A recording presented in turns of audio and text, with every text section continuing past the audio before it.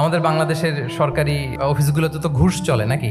আল্লাহ ঘুষ থেকে এই জাতিকে তুমি হেফাজত করো। মুসলিম কর্মকর্তারা তারা ওয়াইন খায় না, আমি দেখেছি। থাইল্যান্ডে গিয়েছে, চায়না গিয়েছে অফিসের কাজে, ওখানে হালাল রেস্টুরেন্ট গুলো খুঁজে, কারণ মুসলিম তার হালাল খাইতে হবে। তো সে ওয়াইন খায় না, পর্ক খায় না, কারণ ইসলামে এটা হারাম। আবার অনেক হিন্দু কর্মচারী সে আবার গরুর গোশত খায় না, কারণ কি তার ধর্মে ওইটা হারাম। কিন্তু এই মুসলিম কর্মচারী, হিন্দু কর্মচারী দুইজনের নির্বিশেষে মাশাআল্লাহ ঘুষ খায়। দেখেন, মুসলিম ওয়াইন খায় না, পর্ক খায় না, তার ধর্মে হারাম। আমার হিন্দু ভাই গরুর গোশত খায় না, এটা তার ধর্মে হারাম।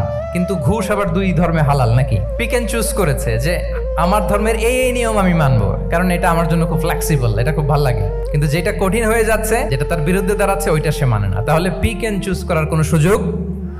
আমরা আমাদের গোটা জীবনকে হালাল দিয়ে সাজাইতে হবে, তাহলে your lifestyle will be Islamic lifestyle. এই কথাটা কি বুঝতে পেরেছেন? তাহলে ইউর ফুড শুড বি হালাল, ইউর ড্রিঙ্ক শুড বি হালাল, ইউর ফ্যাশন শুড বি হালাল, ইউর ইনকাম